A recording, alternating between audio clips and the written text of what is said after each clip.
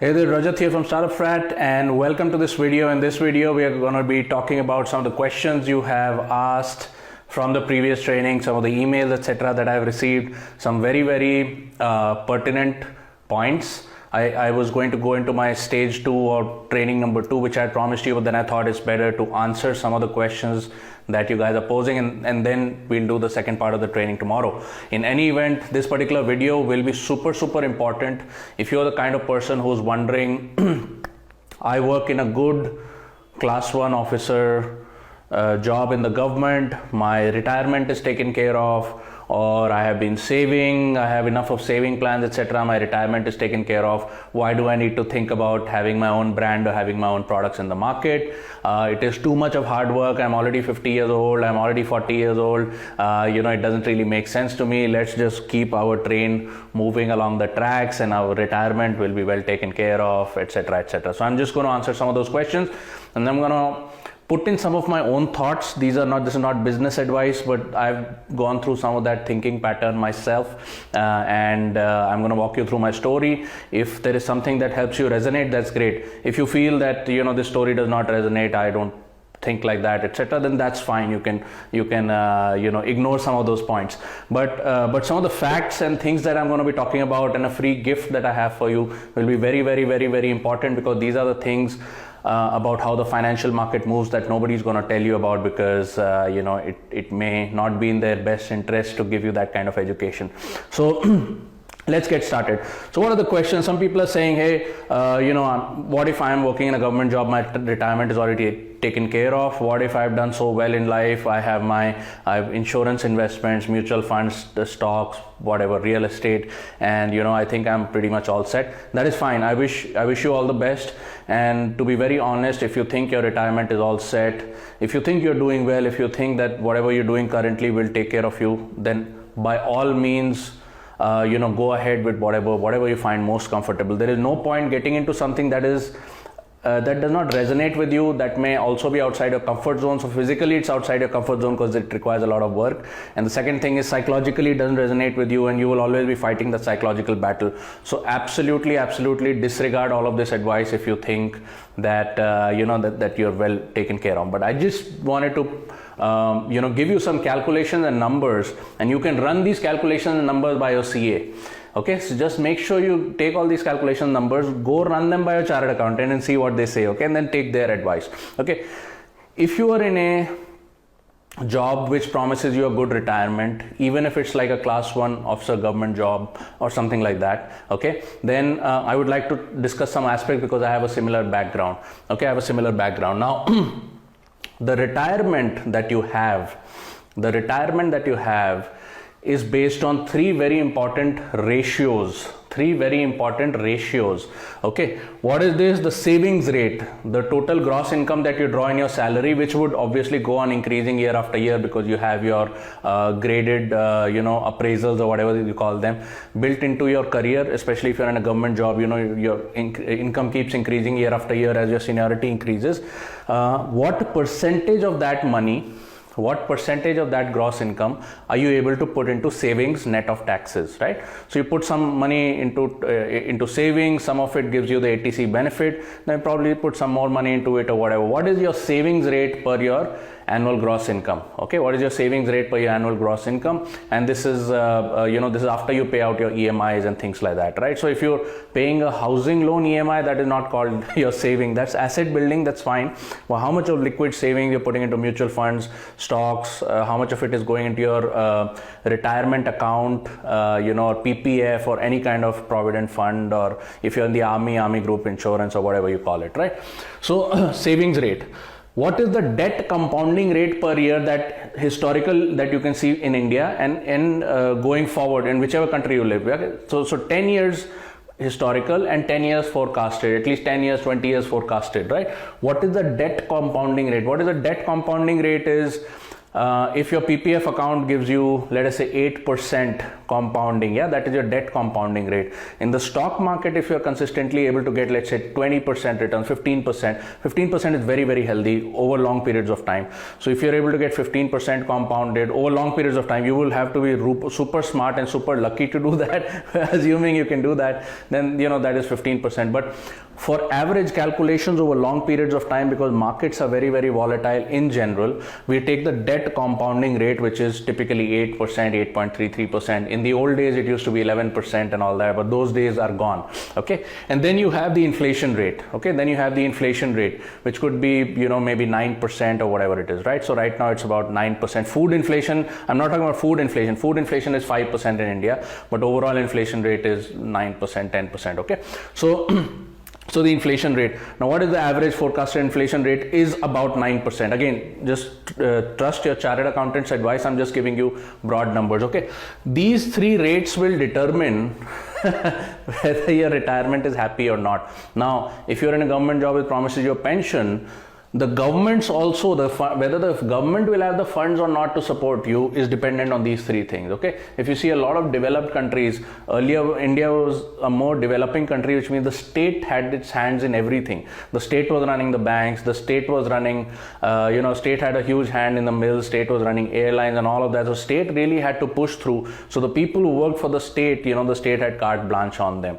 Today, the economy is going more and more capitalist, which means the role of the state is reducing over a period of time. And if you see history of developed countries, especially UK, US, you see all of these developed countries, you will find that the more capitalist a state becomes and the more the economy opens up, the less the government has the power to actually fund retirements. And if you see a lot of governments like the US and UK, they have routinely run out of funds. They have not been able to support the retirement benefits and things like that. Veterans in the US, which is the ex-army people in the US, they're constantly denied of their benefits that they were promised during their service time and things like that. And some of those things we have also seen in India. Again, we are very, very lucky to be living in a country which has pretty much, the state has taken care of its employees. You don't have any major issues. But just remember that the state is going forward, the state is going to have less and less power on how much money it has in the treasury. Of course, it can tax the people and things like that. But if the economy goes into a tailspin, if the capitalist world decides that this state is not good enough for us to do business, the companies are going to move out of here, the tax income is going to drop, and then everything goes into a tailspin. It has happened in foreign countries, Western, third world, first world countries. So just read up a little on that. Okay, so right now we are in a good position. Okay, but there's no guarantee that we will be in a good position 10 years, 20 years, 30 years from now, especially seeing that the economy is going into a tailspin, kind of a free fall. And while the government is taxing the people and collecting tax revenue, it's not a healthy situation where where the foreign exchange ratios are not in our favor, where the economic growth is not in our favor, and the taxation is going on increasing. Again, this is not a political statement or something. I truly believe that capitalism is the way to go, and I have never put my confidence in the state, although the state has always done well by government employees. In the past, most government employees are broadly happy in India versus many other countries, right? So they have been happy in India, no question about it. But I, as a personal mindset, have never trusted the state's promises 20 years forward, regardless of what government and all of that. I don't care about that, right? So that is the game. Now, it has been calculated that at a debt compounding rate of, let's say, 8 or 9%, an inflation rate of maybe 9 or 10%, and a savings rate of about 10% of gross, which is all, a lot of this is not doable over long periods of time, but assuming you're able to do it, that's fine. Then you will end up with 75 times your annual income by the time you're 60. So if you start working at 25, you retire at 60, whatever, you will end up with 75 times your annual income in the bank. This is outside of your house that you own, which you live in. Okay, so that's your biggest asset or whatever, but you can't really do anything about it because you're living in there, right? 75 years worth of income. 75 years worth of income you will be retiring with. Okay, one way or the other. If the state is paying you pension, they're basically paying you out of this. They're paying you out of this, right? So they keep the corpus and then they pay you the returns out of this. You see a lot of mutual fund companies, they say if you invest for 12 years with us, with 15 years with us, then we will pay you a pension for life. How do they do that?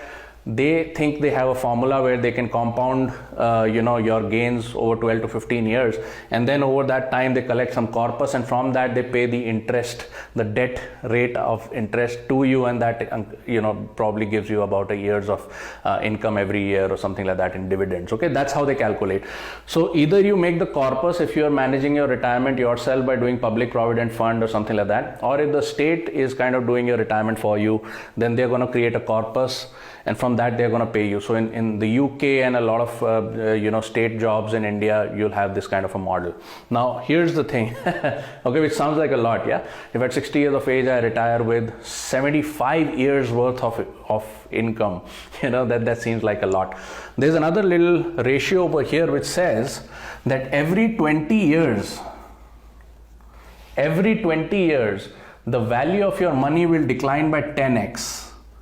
Okay, 10x less, which means if you can run your household today healthily, let us say in 1 lakh rupees a month, in 20 years from now you will require 10 lakh rupees a month. In fact, in many cities of India today, if you're living and you have a family of 4 and you have a household income of 1 lakh rupees a month, you can't live a decent life. You cannot live if you're in Bombay or Delhi or something, you can't live in 1 lakh rupees a month for a family of 4, okay? Not possible. And in many cities later it's going to happen like that, okay? If you look at this 20 years back in 2000, if you had if you had an income of maybe 10,000-15,000 rupees a month, at least for a family of 2, you could do well. Okay, 10,000-15,000 rupees a month back in the year 2000. A family of 2, you could, maybe family of 3, you could do all right. Okay, but today it's not possible. 10,000-15,000 just not possible. Okay, similarly, if you see the our previous generation, right, back in 1980 or back in 1960, if you see, if at that time they were making, let's say, 1,000 to 2,000 rupees a month in salary, life was good. 1,000 to 2,000 rupees a salary back in 1980 was decent, right? So if you see any 20-year time frame, the value of money declines by 10x, which means if you're running a household income today is about 1 lakh rupees a month and you're comfortable, then in 20 years time you'll require 10 lakh rupees a month. So that means in 40 years of career, 10 times into 10 times, that's 20 years, and then another 20 years, that's 40 years of your career, right? 20 years and 20 years, that means 10 times and 10 times, that means 100 times of your current annual gross will be required per year to run 1 year of life. In that time, when you retire, if you're starting out today, in 40 years time, you'll require 100 times of your income. That means if you start working today and you build your retirement in a perfectly healthy fashion, like they display in the magazines, nothing ever happens to you, no financial calamity happens to you, no builder steals your house or steals your money, you never get to see any recession in your lifetime, etc., etc. You retire with 75 times your annual income, which is 75 years worth, but it will last for less than a year or less than 2 years, because you will require 100 times your annual income every year in 40 years from now. basic ratios. And if you see the history, that's exactly how it has happened. Last 40 years, you can check up with your parents, consult your CA, barring minor technicalities here and there. These are the broad ratios. Okay, if you're planning for your life, I would recommend you plan to be on the safe side rather than wing it, rather than say no, it's all gonna work out for me, I don't. Okay, so very, very important. Okay, now it is very well known in financial circles that if you do a regular job, either you're a corporate employee. Corporate employee means Indian corporate, not the US dollar corporates which are paying you hefty salaries because they earn in US dollars. Okay, I have been in that position. It has been a very enriching experience. But if you're working in an Indian corporate, you're getting an Indian kind of a salary, or if you're working for the government, state government, central government, whatever, and you're getting those salaries, then basically what's going to happen is that when you retire, okay, whether you have a pension or whether you have corpus, okay, it's not going to last you for very many years. And if you notice, back in the day during our grandparents' generation or something like that, the expectation of lifestyle when you retired was hardly anything. Once you had your house built, you basically didn't need anything. Okay, your medical was covered in the government hospital if you're a government employee, right? Your medical was covered, your house was paid off, and you didn't need much else. Your kids were gone, they were educated. You could absolutely live in a 2-room house or 3-room house or whatever it is, and if you had a car, you would run that same car for 20 years till it totally died on you or something, right? The expectation from lifestyle was not much, because after 60 there was not a very active lifestyle. You just read the paper, had your tea, that was pretty much it. Today the expectation of lifestyle of a 60-year-old is very, very different. Okay, so let's go through these points. What are the 3 points that exist today that did not exist, that are also going to impact your expectation of a solid retirement? Okay, economy evolution. Okay, what is the economy evolution? The stuff that I just told you about. The more towards the first world we go, the less the control of the government to actually be able to pay you a hefty pension, because it all depends on corpus. Now in America, the government has a little bit control. They say, okay, I don't have money. They tell the bank, please print me more money, because I need to pay off social services, I need to pay off my ex-employees, the retirees, etc. And then they print money, and then the value of all of the money in circulation goes down by 25%, like we saw in the last video. So it doesn't help anybody. Even if the government is printing money to pay you if you're a government employee, it doesn't help you, because the value of all that money is going down every time they print it, right? Now, life expectancy earlier was, you'll probably live to be 70, you'll probably live to be 75, right? 40 years back. Today life expectancy is greater. You will live to 80, 85, probably 90 plus. Most well-to-do people in America live to be 90 plus. Many of them have to plan today for being 95 at least. Okay, so the quality of life expectancy is going up. That means after retirement you need to plan for maybe 25 to 30 years. Okay, now these 30 years, what is the quality of this 25 to 30 years? Will you be happy sitting in a 2-bedroom house, just reading the newspaper and having your tea and that's it, watching TV? No. The expectation of life today for 60 plus years is you're going to have an active life, you're going to want to do things, you're going to want to travel, you're going to want to take a flight, probably your kids will be living abroad, you want to be able to go and see your grandkids, etc. Quality of life and expectation of that quality is higher.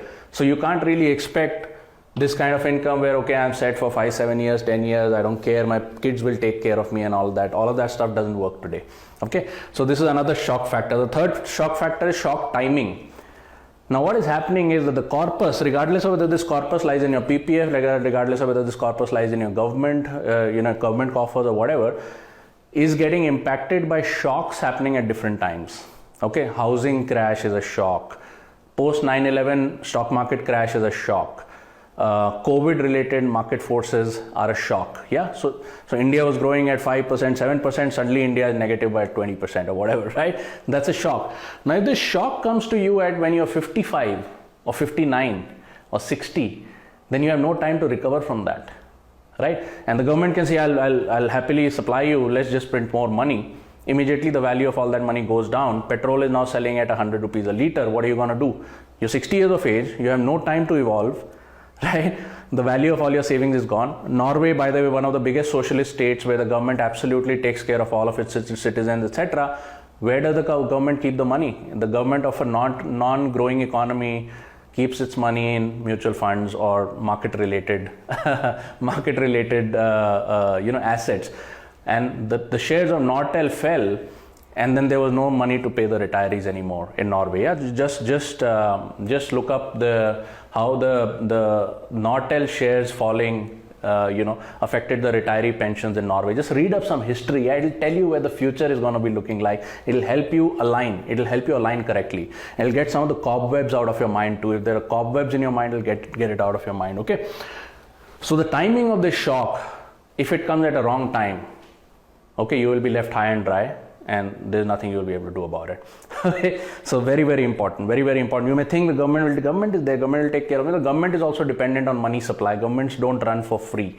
Okay, it's not like a dictatorship or something. Yeah, governments run on money supply. So that is pretty much the thing. Now I'd just like to share some stories with you, because I'm only talking about financial impact over here. I'm not talking about psychological impact. Okay, so by the way, I come from a family where literally everybody in my family is a central government class 1 officer. Both my grandfathers were very senior level class 1 top class officers, in central government employeeship, right? And psychological factors. If you are good at your job and you're really doing the best you can, and you're getting the results, you're able to impact society through your government job or whatever it is, there comes a time when you suddenly retire and you're suddenly not required anymore. Not only that, your skills are also obsolete by then, right? Because ex-government, where are you going to use the skills? Probably be a management consultant for a while, but the way things are changing, those skills will probably not be market friendly for a long time. So what happens? You're suddenly not required. Okay, your power is gone, your big house, your 10 servants, etc. is gone. Okay, it has a psychological impact also. Now, would you like your career path to be constantly on the rise, or would you like it to be kind of rising? You reach your zenith, and in the last 20 years of your life, there is nothing. You have a house, you have a decent car, you have a decent lifestyle, you have pension coming in, but there is a drop. Okay, there's a drop in your contribution towards society. There's a drop in what you want to do, but you're suddenly not able to do. Okay, and there's a drop in your overall quality and expectation of life as well. Okay, again, not major things. If you don't agree with me, then that's fine. By the way, I studied in I found my way to India's number 2 ranked medical college. I got a very good rank in the All India PMT and all of that, and then I had 100% college placement in a government job. Okay, I had 100% college placement in a government job. Beautiful career, absolutely love it, and sometimes I miss it as well. Okay, but in very, very early years of my career, I had to decide, do I want to relive the life that my parents and grandparents have already lived? Do I want to relive the life that my parents and grandparents have already lived? And some of these factors were explained to me by somebody who was financially more savvy than my entire family put together. Somebody who was more financially savvy than my entire family put together. I'm talking about maybe 20 years back, right? Not only did I understand these things, I could resonate with them because I had seen all of these things happening even though I was very young. I was 23 or whatever, right? Okay, and at that point I decided I want to make a change. Okay, I want to make a change. So I was maybe 23 when I decided, or 24 when I decided I want to make a change. Okay, within 10 years of my life, just because of making these little changes and understanding and resonating, which is an optional, I'm not saying everybody needs to think like that. Within 10 years of that, maybe 12 years of that, before the age of 35, I had built myself this retirement. Okay, so I was paying myself today. A central government class 1 officer makes a pension of 70 to 100 grand. Okay, 70,000 to about ₹1,00,000 rupees a month. That's class 1 officer pension if you're a retiree. Okay, I was able to create that within 10 years. Okay, and then I was able to move forward. I can tell you that I've been paying myself that pension out of my own corpus since the age of 35, and I'm telling you my house can't run on it. I can tell you right now, my house cannot run on ₹1,00,000 rupees a month. Okay, it's going to be a very, very limited kind of a lifestyle. I'll be able to put food on the table, but it's going to be a very limited lifestyle. Okay, now, and I own my own house. I own my own house. Okay, so you can have both items. What I'm trying to tell you is, if you resonate with this, and it makes kind of somewhere sense to you, a lot of this is psychological and emotional also. A lot of this is not numbers. However, I have a free gift for you which will run you through all the numbers. You can decide for yourself, run by your CA. So just wait till the end of this video to get that free gift. Okay, now if you resonate, my message to you is you can do both, and it doesn't take a lot of time. It takes a lot of work. Okay, but in 10 years of time, you can do both. You can set yourself a nest egg and also get yourself other beneficial things which you do if you put your own products in the market, if you have your own brand in the market, if you have your own presence in the market. Okay, and a lot of you may say, well, I'm a government doctor sahab. So a lot of my friends are government doctor sahabs because obviously I studied in medical college, right? I have a medical degree. I'm a government doctor sahab, and I leave, I'll immediately be able to start my practice. That is not so. You may not be able to do it so easily. Okay, so there are differences in doing your own practice at that time versus figuring out how to set up different legs of your stool today. Okay, again, I don't want to go too deep into it. If you resonate, you can agree. If you don't resonate, there is no pressure. There is no pressure. Very, very difficult to reposition yourself at 60. You may not be able to set up your own practice. However, you may still get a very good job in a good, if you're a doctor, lawyer, chartered accountant, you may still be able to get a very good corporate job. I work in a private hospital. I work for a corporate company. I'm their lawyer, or, I'm a chartered accountant for some top firms or something like that. You can totally do that, but it won't be your own business. Okay. So it's very, very difficult to start your business after that age and stage. I'm not saying you can't do it. There are many people who have done it. Yeah, many great people in the world have actually started their businesses after 60, but it's that much more difficult. Okay. Now, what else can you do? Okay, so Rajat, what are you telling me? I can have this, I can have the whole retirement corpus, and what else can I have if I decide to take a step and try to look at doing something for myself? What else? Okay, let me just read my notes and then give you some ideas about what are the different things you can build yourself, you can do for yourself. Okay, and then I'm going to give you your gift if you watch this video till the end. Okay, the three things that you get when you build your own brand and that gets built over time, which are solid assets that nobody can take away from you, regardless of what financial time, what financial upswing, downswing, stock market crash happens, is number one, your customers and your relationship with them. Number two, your overall reputation in the market.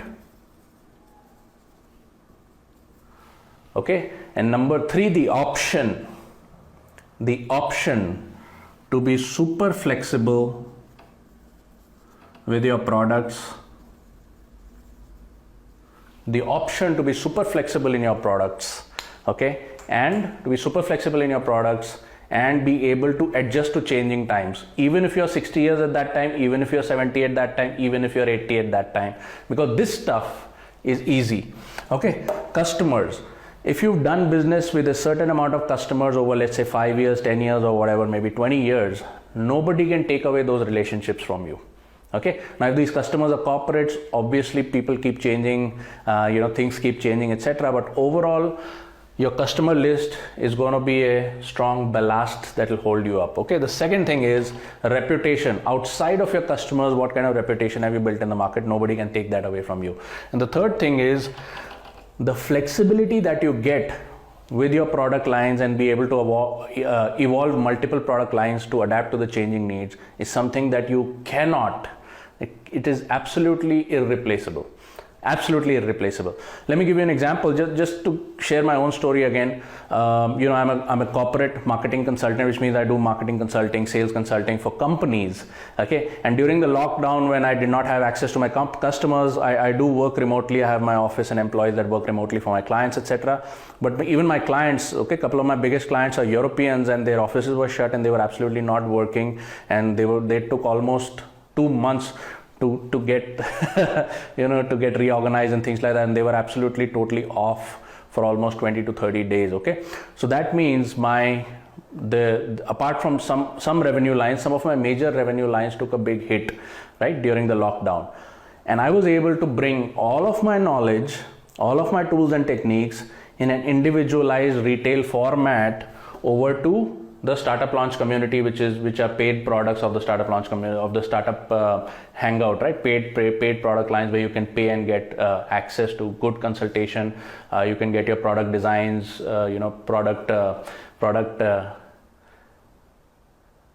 advice, marketing setup, sales, everything done with us. I was able to flexibly move the products into a retail format where people who were wanting to start new products, or people who were small business owners, people who were chartered accountants, doctors, lawyers, etc., could take this advice, okay, this whole corporate advice broken down into individualized format and pay me online and pay us online. Right? So this has become a new revenue stream.